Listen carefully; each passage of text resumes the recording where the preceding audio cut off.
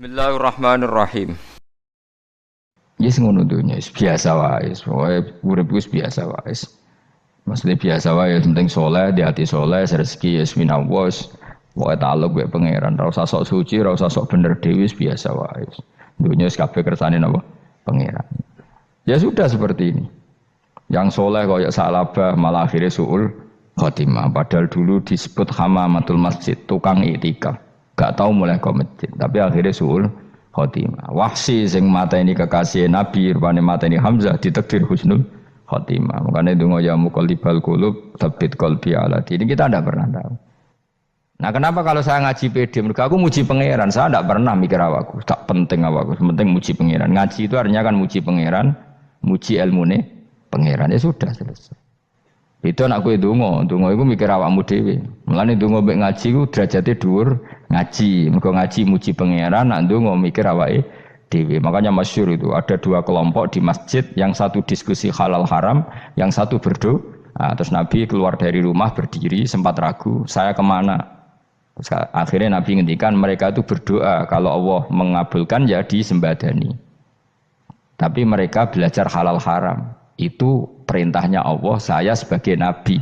Terus akhirnya Nabi gabung kelompok yang belajar halal haram. Karena belajar halal haram artinya ingin menghidupkan hukumnya Allah Ta'ala. Tapi nak wong donga kepingine iku kabul kajate. Intine mikir awake dhewe. Makanya saya termasuk ulama yang jarang berdoa. Tapi ya berdoa tapi kadang-kadang. Nah kowe kan gak kontribusi ning agama ora pati ya ndonga.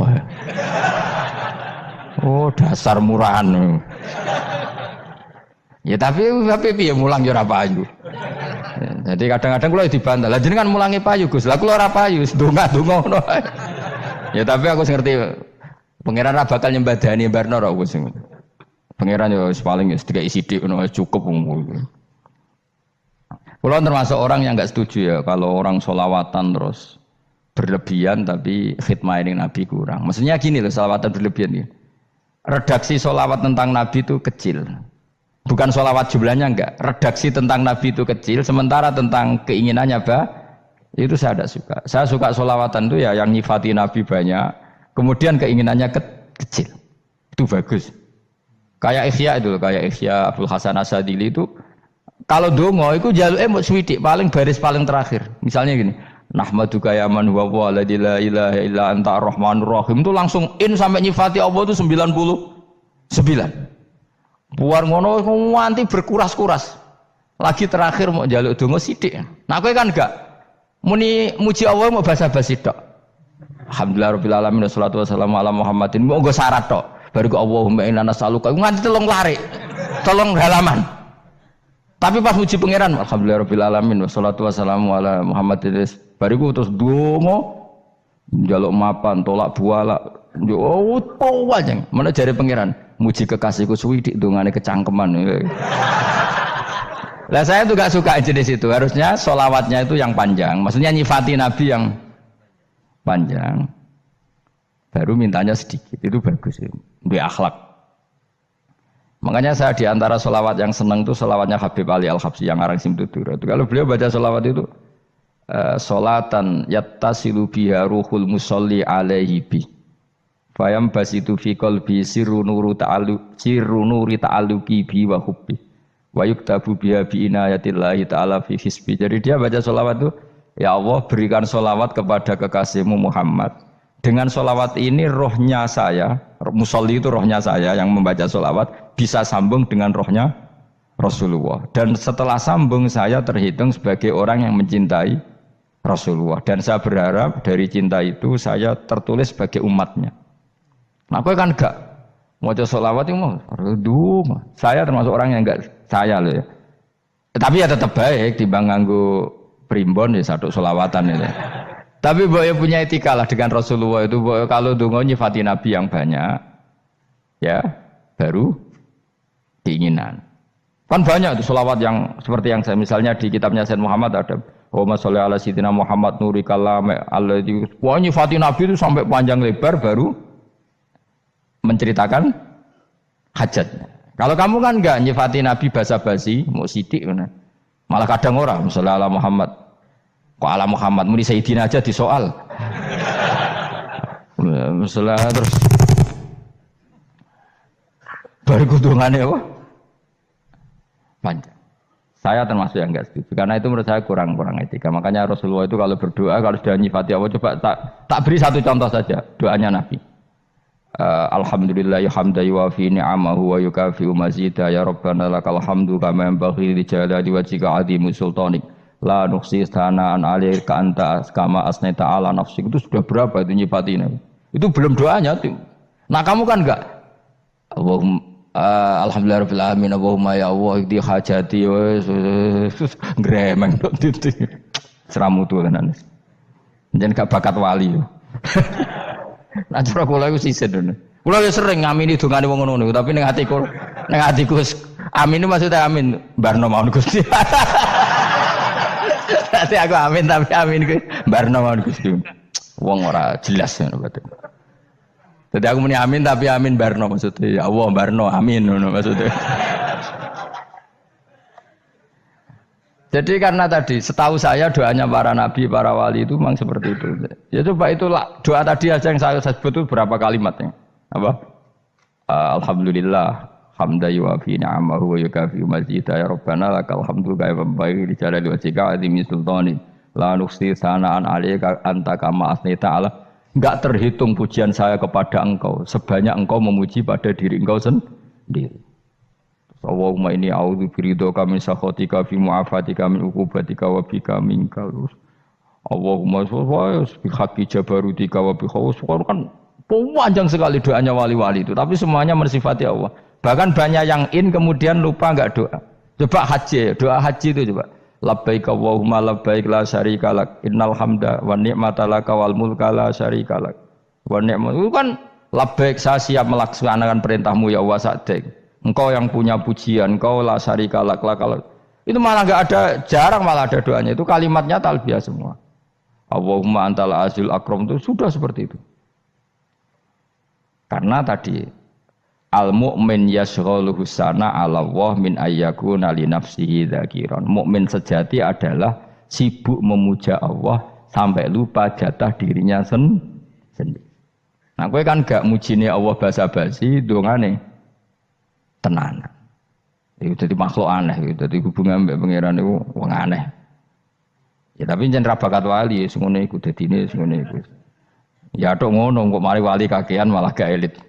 Jadi, tapi saya mohon itu di sholawat itu usahakan jumlah paling enggak jumlah sholawatnya banyak doanya sedikit paling enggak misalnya kamu tidak punya kalimat yang apa baik ya mau sholawat ping 100 itu gak ada salah biar guling-gilingan apa kita menyebut kekasihnya Allah lebih banyak ketimbang kita menyebut hajat kita sendiri ya gitulah paling enggak punya etika seperti itu ya kalau kamu enggak punya segot-segot sing keren bacalah sholawat berapa 100 terus cerita awam Gusti utang kula kathah. Mungkin ra jawab wis roh ngono saya. Tapi kan kita menyebut kekasihnya sampai 100 nyebut utang bisa. No cowok nyebut kekasih pisan nyebut utangi 100. Berarti yen nek ditakoki pangeran, kowe nyebut kekasih wong pira pisan, nyebut utang 100 dasar ra utang ngono mereka. Ya ada, saya termasuk orang yang nggak setuju tadi. Jadi kalau redaksi sholawat cari yang mujinya Nabi lebih lebih banyak. Karena itu nanti lebih diridhoi Allah Taala. Coba Allah sendiri kalau nyebut nabinya itu hitung saja. Laqad ja'akum rasulun min anfusikum. Jadi rasulun min anfusikum seorang rasul yang sejenis dengan kamu. Terus azizun orangnya sangat terhormat. Alaihi ma'anitum rasul ini siap menanggung apa yang kalian tidak mampu. Kowe ra bakat mlebu swarga baru kaya syafaate Nabi akhirnya mlebu swarga. Kowe ra kelar korban Nabi tahu mengorbankan kita semua. Dokha Rasulullah bikabsaini terus hada an ahli wa hada amman lam yudakhi min mati jenenge alihima anittum. Nabi menanggung apa yang kalian berat. Azizun Nabi itu ali terus harisun alaikum Nabi sangat berkomitmen menyelamatkan kalian. Haris itu keinginan yang berlebihan itu jenenge apa? Haris, kiai kuno namanya ini ngungseng, keinginan yang over. Nabi itu sangat berkeinginan kita ini maslahat. Terus bil mukminina raufur. Allah yang super saja kalau nyebut nabinya nyifati sebanyak itu. Ada ayat lagi misalnya, Rabbana wab'ats fihim rasulam minhum yatlu alaihim ayatika. Muhammad itu siapa? Seorang rasul yang membacakan ayat-ayat Allah. Wa yu'allimuhum, seorang rasul yang mengajari mereka alkitab wal hikmah. Wa yuzakkihim, seorang rasul yang membersihkan akhlak-akhlak kita. Jadi artinya Allah punya tradisi kalau nyifati rasul itu banyak. Juga nyifati orang-orang sekeliling rasul. Makanya menurut saya madzhab Syiah itu enggak pas. Karena Allah kalau nyifati Rasulullah itu jika nyifati orang-orang di sekeliling Rasulullah, dan itu dengan pujian. Yaitu Muhammadur Rasulullah walladzina ma'ahu asyidda 'alal kuffar ruhama'u bainahum tarahum ruk'an sujada yabtawuna fadlan minallahi warid wa nasimahum fi wujuhim min atharis sujud. Itu kan panjang sekali. Dan orang-orang sekeliling Muhammad adalah begini. Kayak apa Allah muji para ashabu Rasulillah? Masa kita ikut kelompok yang menghina ashabnya apa? Rasulillah. Makanya kita tetap madzhab ahli sunnah apa? Wal jamaah, yaitu mencintai semua sahabat. Karena Allah saja yang Tuhan mensifatinya dengan sehormat itu. Mensifati apa? Ashabu Rasulillah. Disifati orang-orang yang saling kasih sayang sama orang mukmin. Tarahum ruka'an, sujud dan komitmen hidupnya untuk rukuk dan sujud. Simahum fi wujuhim min asari sujud. Sudah asari sujud tidak usah diterjemah, nanti sensitif. Cuma setahu saya asar sujud itu nanti setelah di akhirat orang sering sujud itu jabahnya itu ada nurnya. Tapi kalau ada yang nafsirkan asari sujud itu warna tertentu ya semboy. Itu sensitif. Yang jelas asari sujud itu ya sudah seperti itu. Seneng kamu kok hasut. Kowe nyen provokator, nak ono apa ya? Ada hal yang begitu terus mau berlebihan. Uteke ya khisimun. Nah, kula ora ada kepentingan ngono. Pokoke ayate si mahum fi wujuhihim min athari sujud, bahwa dalam jabahnya itu ada asari. Waktu ngendikan begini, nanti saya kata Nabi akan nyafaati kalian semua. Sahabat-sahabat tanya, ya Rasulullah dengan sekian miliar orang bagaimana kamu mengenali kita? Saya ulang lagi, suatu saat saya nanti akan nyafaati kalian karena saya kenal kalian. Maksudnya di akhirat. Ya apa? Di akhirat. Terus sahabat tanya, ya Rasulullah bagaimana engkau mengenali kita sementara nanti di akhirat bermiliar-miliar orang gitu. Terus Nabi ngendikan gini, jika kamu punya unta dengan tanda tertentu, saya ulang lagi, jika kamu punya unta punya tanda tertentu, dalam jidatnya ada begini, dalam tangannya ada gini, dalam kakinya ada gini, maka apa kamu bisa membedakan untamu dengan unta orang lain? Ya bisa ya Rasulullah, karena unta kita khas. Misalnya kaki depannya ada putihnya, kaki belakangnya ada putihnya, dalam baduknya ada putihnya. Kata Nabi, inna ummati yut'auna yaumal qiyamati hurran muhajjalin min asaril wudu. Nanti umatku nanti wajahnya juga bersinar, tangan kakinya juga bersinar. Jadi asar itu saya pastikan secara riwayat itu akhirat, maksudnya tentang akhirat. Tapi bahwa yang di dunia ada yang memulai asar itu nggih monggo mawon. Loh itu bagus kan, artinya ekspresi percepatan. Ndak apa-apa loh, daripada kok kowe ora jelas ini gitu. Maksudnya ya orang ngetok ya pancen jarang sujud tenan. Wis ora usah sensitif, tapi yang jelas ya nanti. Ya sampean kiamat ruang samu. Nanti hisab itu nanti kalau hitung hanya sekitar 3 jam. Hisabnya sak dunia itu hanya sekitar, karena malaikat itu tidak kesulitan sama sekali. Tak warai ya. Ini enggak akan salah saya dalam hal ini karena riwayatnya sahihah. Kenapa hisab itu hanya butuh rubu'un nahar, 1/4 dari siang enggak? Anggap saja siang itu 6 jam atau 12 jam, itu aja terserah. Kalau 12 paruhnya kan 6 ya. Seperti 1/4-nya berarti 3. Itu gini. Jadi nanti di mahsyar itu kan yauma tabyaddu wujuh wa taswaddu wujuh. Yaudah yang kafir itu kelap, hilang. Wajahnya, tubuhnya semuanya gelap. Yang mukmin itu semuanya terang. Jadi sudah yang tabyaddu wujuh wa taswaddu wujuh otomatis terus nyingkap. Terus pergerakannya itu delalah yang tabyaddu wujuh itu ke kanan, yang taswaddu wujuh ke kiri. Maka kamu jangan punya sinar yang kelap-kelip. Nanti kena bego yang karena gak jelas tadi. Maka kamu harus sinarnya yang sejelas-jelasnya. Ghurran muhajjalin min asaril. Bila perlu nur kamu sampai menembus langit saat itu. Makanya ketika orang mukmin sudah nurnya ada di muka, ada di tangan, masih ngendikan Rabbana atmim lana Nurona karena takut masih kena bego tadi. Karena kalau hanya wudhu tok, sikil tok kan, bayangkan di miliaran orang kan bisa agak kelihatan. Tapi kalau nurnya sampai nembus langit kan, itu siapa kok nurnya sampai, kan malaikat langsung tahu. Lane hafal Quran, alim kan insya Allah nurnya itu. Sama zaman itu masih berdoa, Rabbana atmim lana, sempurnakan nur kami. Karena nanti identifikasi malaikat berdasar tadi, kalau ada nur berarti diletakkan ashabal yamin, kalau nggak ada nur, ashabas shimal. Nah malaikat yang dibawa bigo itu kira-kira detail nggak? Dugaan saya kalau kelap-kelip pasti kena simal. Wah ini partai kiri mesti kan. Pemenang yang wudhunya mau dulet sirah tok sidik. Karena anak mazhab Syafi'i. Sebetulnya meskipun tuh sebaiknya kalau basuh sirah itu kabeh ben ora kelip mana aneh pepesan terus dulat-dulet tok. Mau iku soben ya itu. Kelap-kelip. Ya sudah ya. Setelah itu kata ngendikane pangeran yu'raful mujrimuna bisimahum fayukhadu bin nawasi wal aqdam. Orang-orang pendosa kelihatan maka diletakkan di kiri. Nah sama yang orang-orang baik simahum fi wujuhim min asari. Jadi ayat itu jelas tentang akhirat. Tapi kira usah terus merovokasi. Seneng kamu kok ya khisimun. Maksudnya provokator gitu. Jadi nanti yang mukmin jelas nurnya. Lah nur ini nanti dengan kadar iman kamu, perilaku kamu. Ada yang kelap-kelip, ada yang. Nah, yang kelap-kelip ini orang kena bigo itu tadi. Nanti setelah kena bigo ikut ashabis simal, yang kelap-kelip disortir lagi malaikat yang bagian detail kan ada nanti. Nah, ini terus ditubir neraka. Yang kafir benar-benar neraka, yang ini ditubir neraka. Nah, itu nanti ini yang ngel-ngelo Kanjeng Nabi digoleki ya ini itu.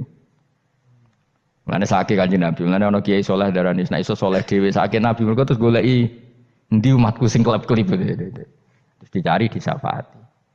Ya imma langsung dituruti Allah wa imma diumbasik ning neraka. Ya terserah rencanamu piye kon aku kowe. Tapi yang jelas apa?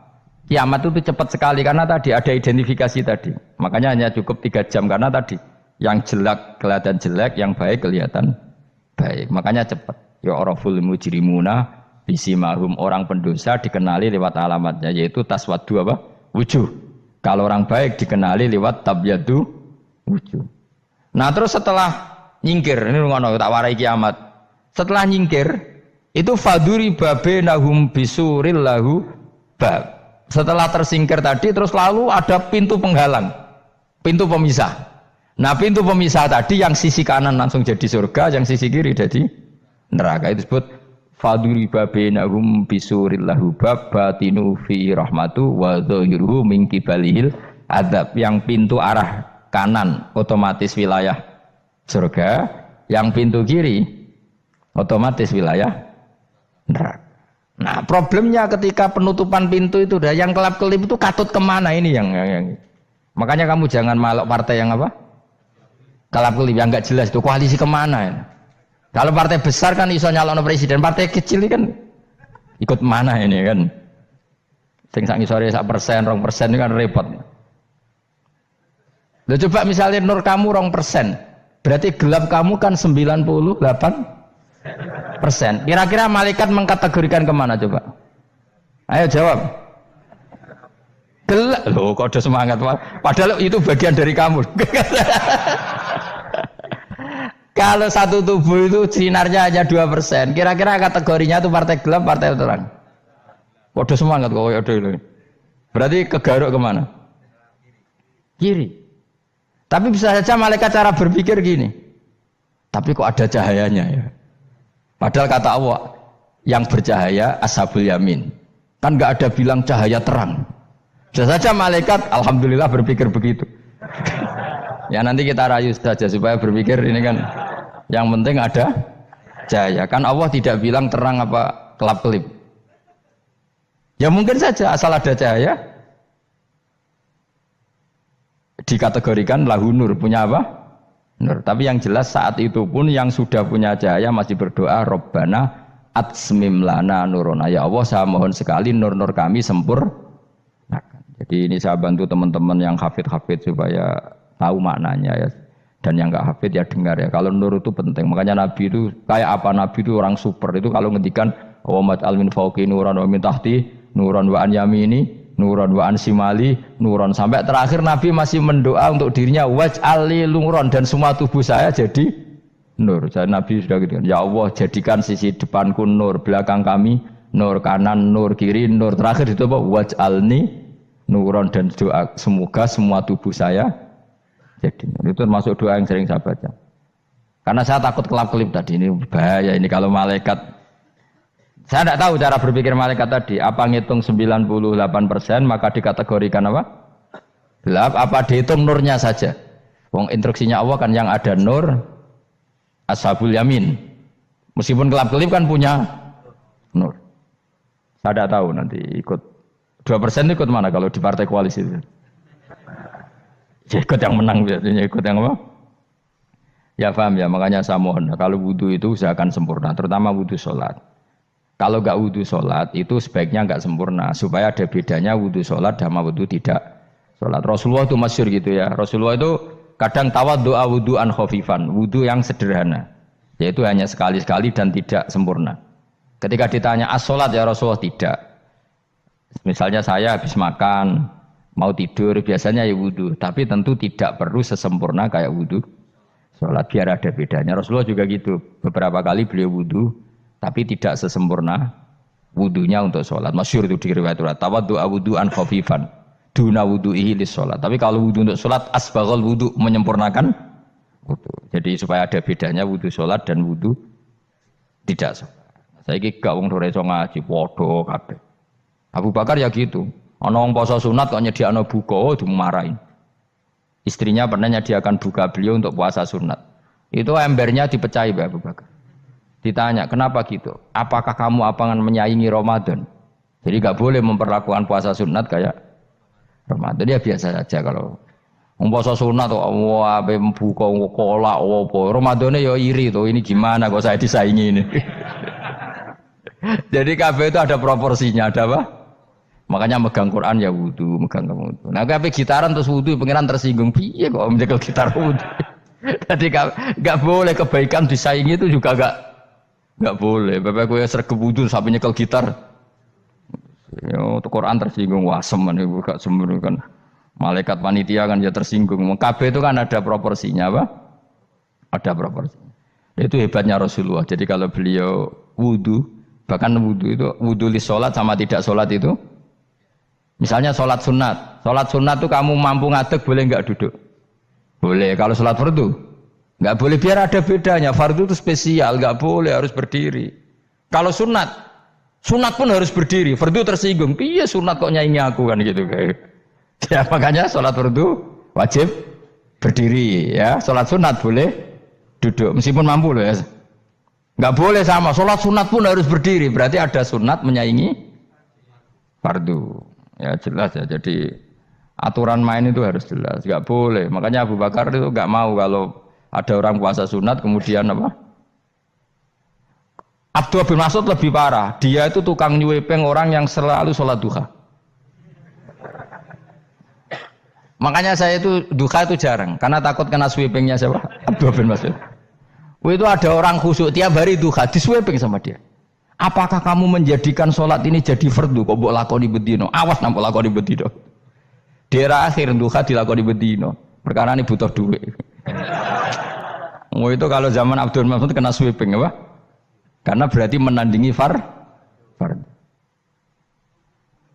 Jadi sepera usah anut ilmu ku bahaya itu di sensitif. Cuma ini kan ilmu tetap tak utarakan. Biar kamu tahu, nggak boleh fardu disaingi itu nggak. Coba kan banyak ketentuannya tadi. Contoh paling gampang itu apa? Kalau sholat fardu boleh, nggak boleh apa? Duduk. Sholat sunat boleh duduk. Sholat sunat boleh di kendaraan sesuai jalannya kendaraan. Ainama tawajjahat bi rakhilatu. Kalau sholat fardu, kalau kamu naik unta harus turun untuk memastikan di kiblat. Jadi banyak sholat sunat kamu dalam keadaan najis sudah tidak boleh dilakukan. Kalau sholat fardu, karena saking pentingnya fardu, meskipun dalam keadaan najis ya menemukan alat sesuci harus tetap sholat. Jenenge sholat dihormatil waktu, karena nggak boleh fardu ditinggalkan. Meskipun nanti harus iadah, karena nggak boleh mengalahkan fardu meskipun itu oleh najis. Jadi misalnya kamu pergi hanya bawa satu celana, kemudian di terminal atau apa kena najis, kena uyah sampean misalnya, kamu harus tetap wudu dan sholat. Karena nggak boleh fardu ditinggalkan. Meskipun nanti harus iadah karena sholat kamu tidak sempurna. Dalam keadaan setelah kamu najis boleh nggak sholat sunat? Oh nggak boleh. Karena kalau fardu itu darurat memang suatu yang harus maka dilakukan. Tapi kalau kamu dalam keadaan nggak suci nggak boleh melakukan sholat apa? Sunat. Karena fardu itu spesial apa? Spesial. Bon kalau terus nanya. Wamtazil yauma ayyuhal mujrimun. Ya, jadi orang mujrimun harus terpisah dari orang apa? Mukmin. Dan yang keharusan itu ketika di surga. Tapi kalau di dunia ya boleh muamalah boleh. Ya muamalah yang halal maksudnya. Infaridu tegese misau sira kabeh ana mukminin sing pira-pira mukmin intakhtilatihim. Nalikane campure kufar utawa al mujrimin bihi kelan al mukminin. Utawa rujuke balik boten napa. Maksudnya rujuk itu awalnya kita intakhtilatihim mukminin bihim kelan kufar atau kufar ning mukminin. Alam ahad ilaikum ya bani Adam. Alam ahad ana ta ora merentano ingsun ilaikum maring sira kabeh. Amurkum tegese ana ta ora merentano ingsun kum ing sira kabeh ya bani Adam ya bani Adam. Ala lisani rusuli ing atase lisane para utusan-utusan ingsun. Bukankah saya telah merintahkan kamu wahai bani Adam Allah tak butuh setan. Yen ora menghamba sira kabeh asetan ing setan. Ngendikane pangeran kowe cek kanut setan cek nemen nih. Bukankah sudah saya perintahkan kamu tidak boleh diperbudak napa setan. Maknane la tutiu tegese aja taat sira kabeh ing setan. Inna sak temene setan laku maring sira kabeh aduun musuh mubinun kang jelas. Bayyinul adawati banget musuhane. Lah yo setan musuhmu kok malah mbok enut bocah kok sarap ngono. Karwan musuh kok di anut ya pangeran mergo Allah wali fid dunya wal akhirah. Wa ani buduni lan yen to nyembah sira kabeh ni ingsun. Wa anstune kelakuan budu nyembah sira kabeh ni ingsun wahidu tegese nglakoni ya tauhid sira kabeh. To mengesakno sira kabeh ni ingsun. Wa ati ulan to atau sira kabeh ni ingsun. Harusnya kita hanya ibadah ning Allah Subhanahu wa taala karena Dia yang menciptakan kita, tempat kita kembali. Setan itu tidak siapa-siapa. Makhluk yang hina, yang lemah. Kok kowe malah taat. Taat ya ning gone zat sing super, sing gawe kita, sing memberi rezeki kita dan zat yang kita kembali. Hadza utawi iki maksudane taat ning Allah taala. Hadza ai al-madkur min taatillah ku siratun ku dalan tariqun tegese dalan mustaqimun kan